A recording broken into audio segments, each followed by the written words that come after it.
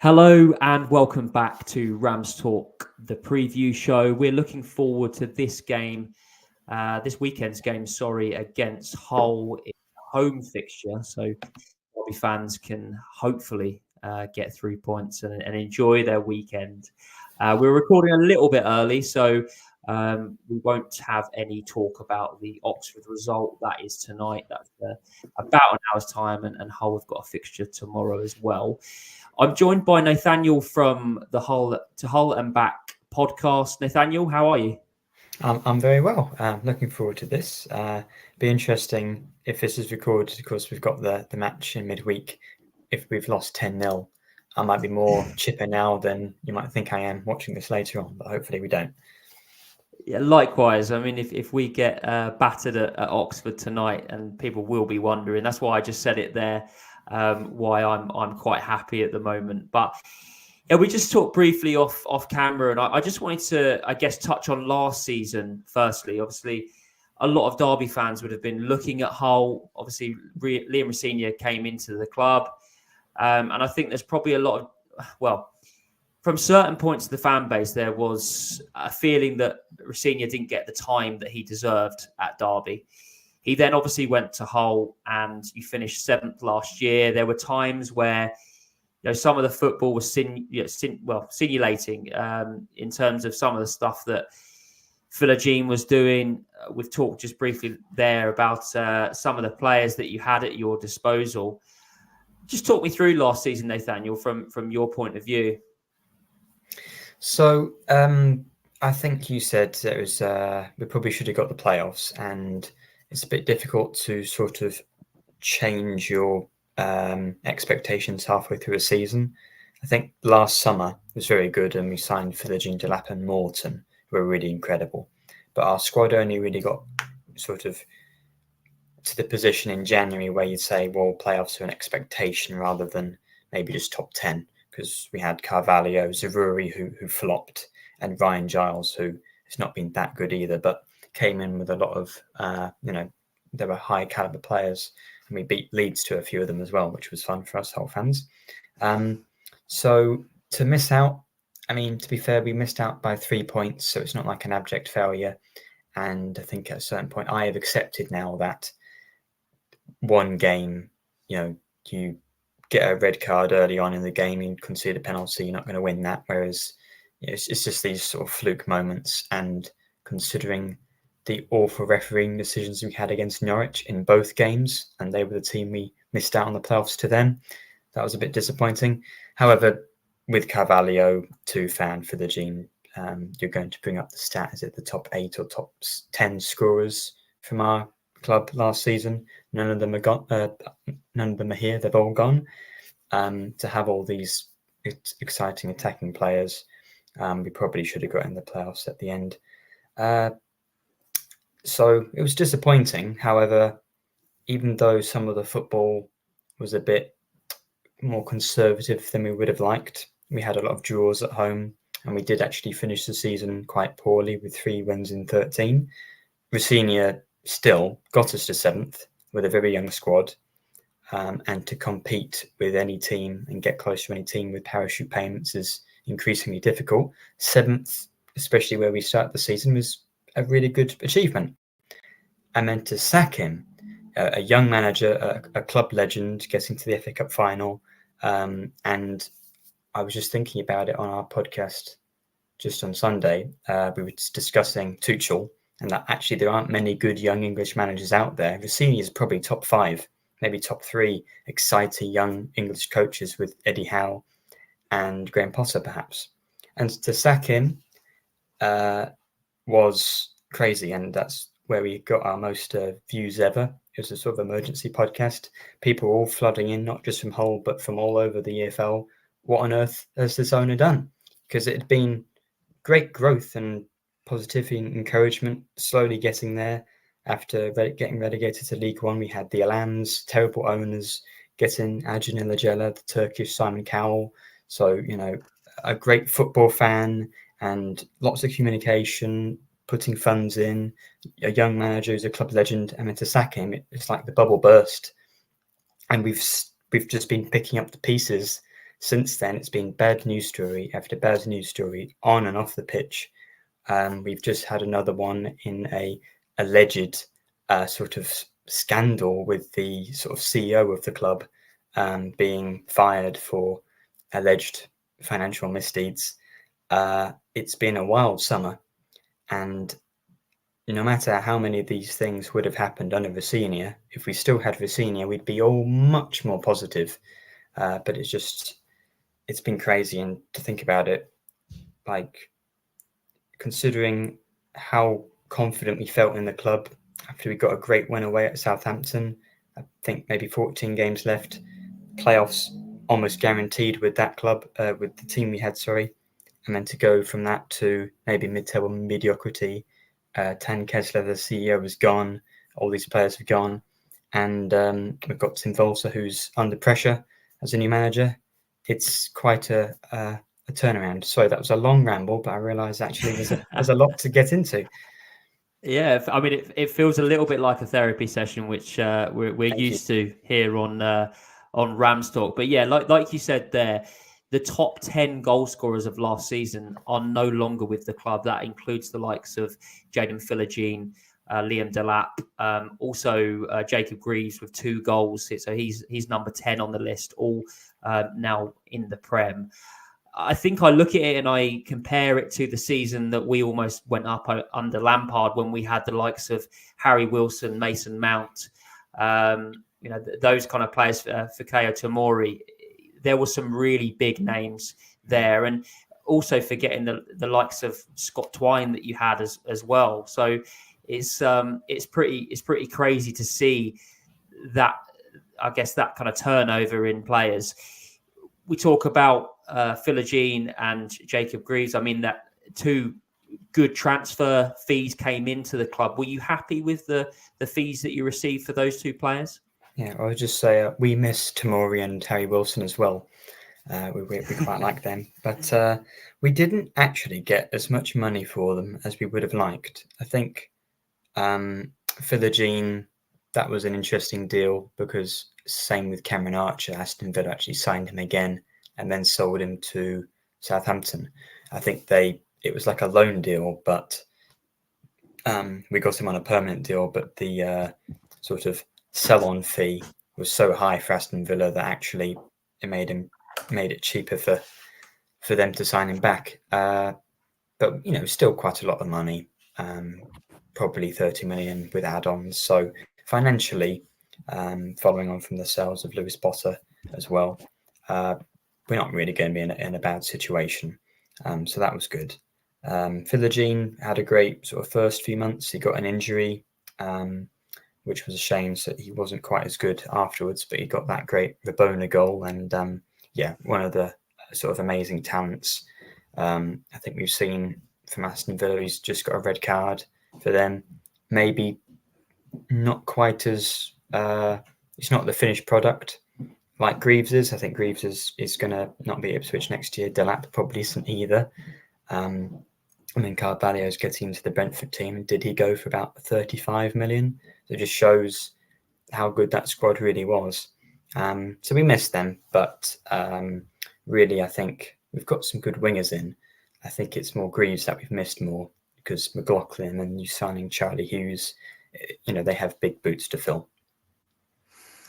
Yeah, and I know Ipswich are obviously struggling in the Premier League at the moment, but Greaves has had quite a lot of fanfare, and like you said there, you look at it, and if Ipswich do get relegated, which I mean, look, we're very early into the season. I'm not going to say that they're down by any stretch, but they're probably going to be languishing in the bottom area. There's going to probably be a good few suitors for Greaves and Delap, like you said there. So let's get on to this season then. Just sum up the season so far for me, Nathaniel. Well, the first few games, it's a standard thing. You go into the season and you say the first few games, we're not going to get on the manager's back too much because he's a new manager. He's not managed in England before. He's only managed in Germany. We don't have many players. We've lost all our top goal scorers. So if we don't win the first few games, we've got 3 points from the first 5.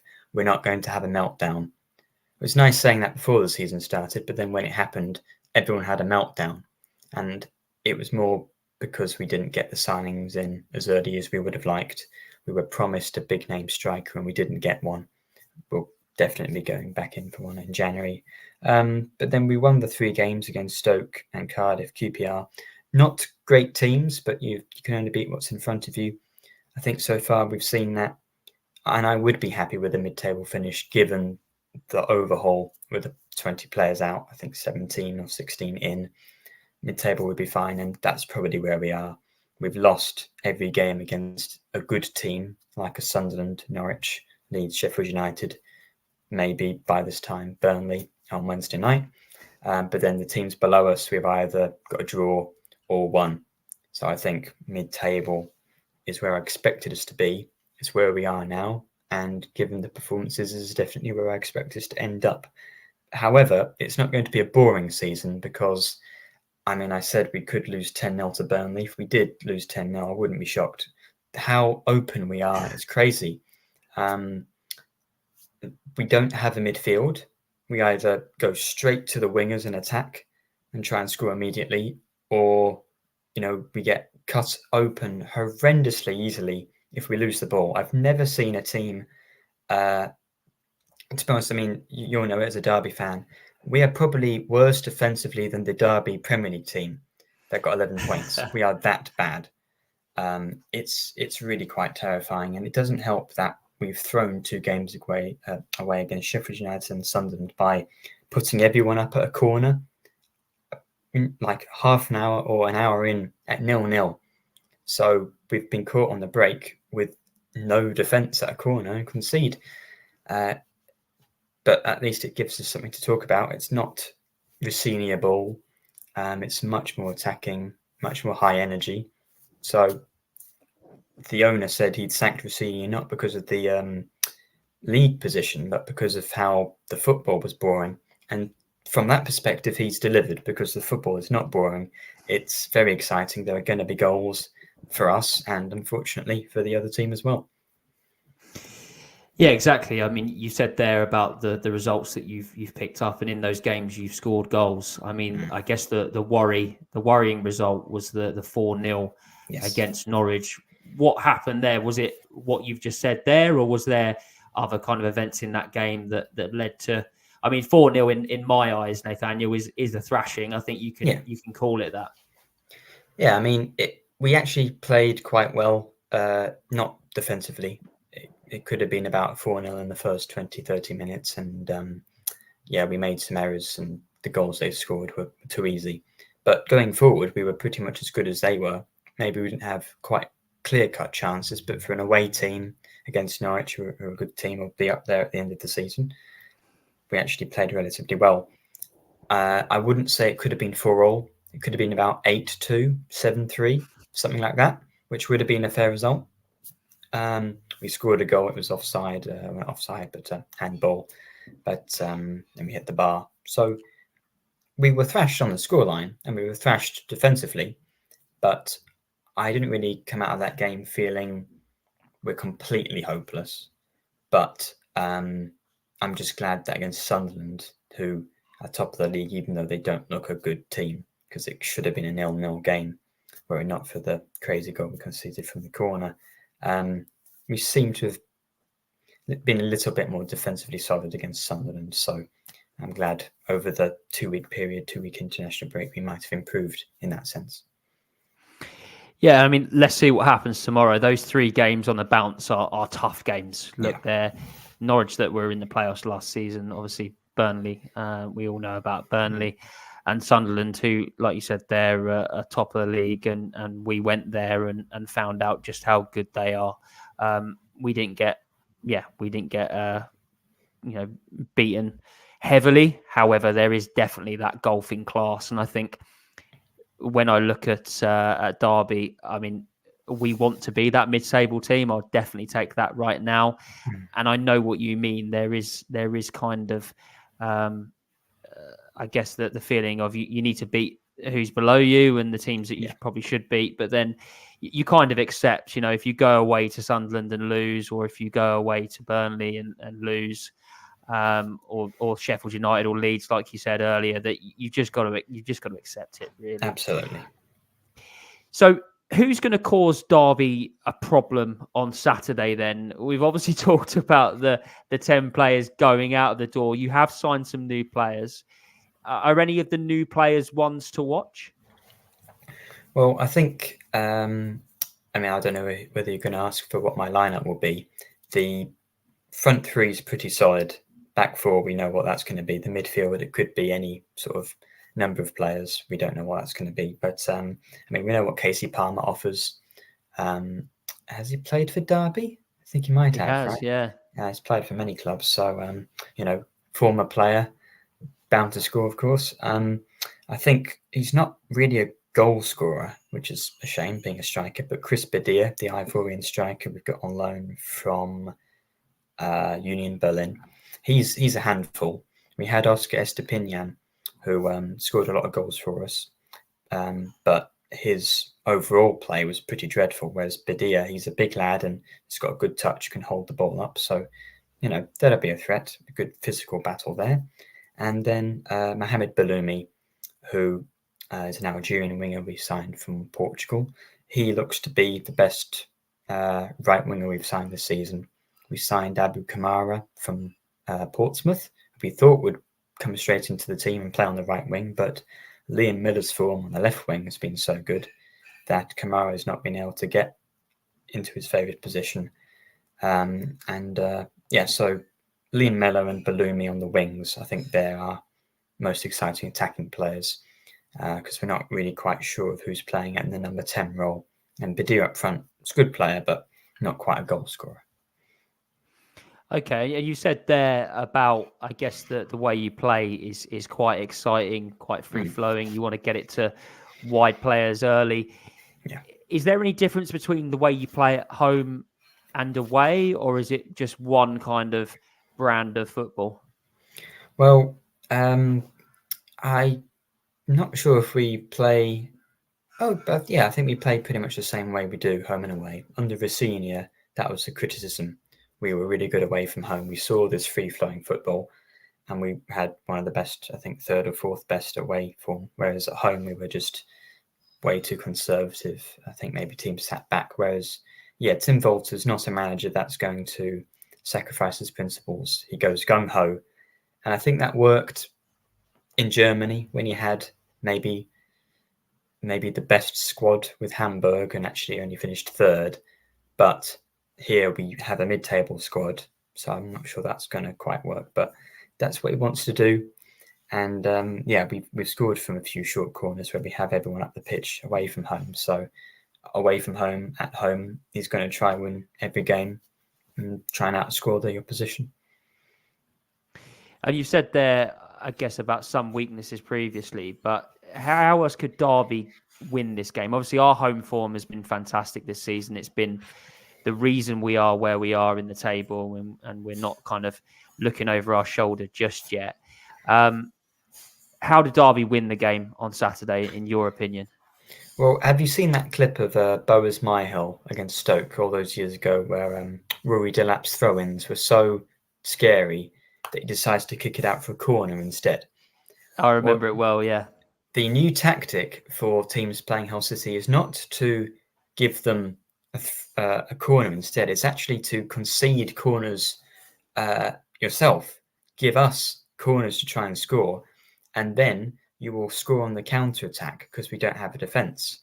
So if Derby want to win the game, give us a corner, and you're only... Statistically, I think we conceded 3 goals from our own corners and scored 3. So the chances of Derby scoring a goal when we have a corner is actually the same as it is for us scoring. So, with an unserious answer, you could do that. Really, I think you just need to be solid and we will give you chances. You don't have to create them the way we play. We have such a high line.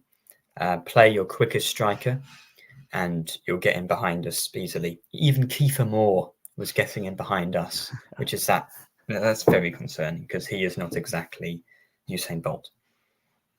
Exactly. Yeah, that is very true. Well, we have got pace in wide areas, so that's maybe somewhere that we can, we can kind of exploit you. We've talked obviously about Casey Palmer being an ex-Ram. We've obviously got an ex-Hull City player in Callum who's come on leaps and bounds this year. I think he wasn't really rated in the fan base last season within League One. He's had a small injury. Hopefully, he'll be able to play this coming Saturday. I haven't actually checked the team tonight to see if he's in the squad or in the team.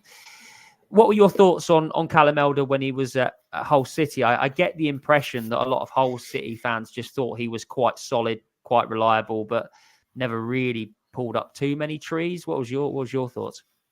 Yeah, I mean, we got him from Leicester, and when they were a Premier League club, definitely a player that comes through the academy, but is never actually going to break into the first team. Solid, exactly, reliable. The perfect player for maybe a club trying to get into the playoffs like we were to have as a second choice, or a lower mid-table team in the Championship as a first choice. Probably, average going forward and average defending. I just remember him being in the right position to cross the ball, but never quite having enough pace. So every time he'd cross it or cut the cross back, it would be blocked by the defender and win a corner every time. So that's something. But I'm glad to hear he's doing well, because him and Honeyman and players like that in our League One winning season, we of course have a fondness for them. Yeah, definitely. I mean, it's always nice to see an ex-player doing well. You never want to see them do well against you. Of course Over not. the years, we have a habit of letting ex-Derby players score against us. I think actually was Huddleston playing for Hull when he scored against us? I think he might have. Maybe. He might have. Yeah, or maybe he was still at Spurs. I can't remember, but yeah, we'll definitely have to look out for Casey Palmer. Well, the last question that I have for you is, what's your prediction for the game? A score prediction and potentially some scorers if you've got any, Nathaniel. I mean, it really could be anything. I'll be a bit more optimistic. I think maybe we'll want to bounce back from what's probably going to have been a defeat against Burnley. So I'll go 2-1 City. Got to be optimistic. I'll say, who's that lad you had from Swansea? Who's the striker? Does he Jerry play? Yates. Jerry Yates. Does he play? I'll go for him to score. Yep. And then I'll go Mohamed Baloumi for us, and let's go for off the bench Brazilian striker João Pedro, late winner maybe. That would cheer me up.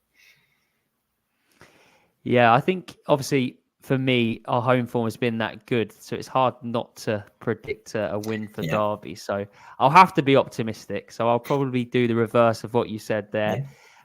Potentially 2-1. You can have Casey Palmer scoring first, and I think Derby will then come back into the game, and I think we'll see potentially Yates score again. He broke his duck last time out, so yeah, hopefully he can score, and then potentially an Ibu Adams goal. That would be what I'd like on Saturday. But from what you're saying there, it's set up to be a good game. Obviously, we're very confident at home.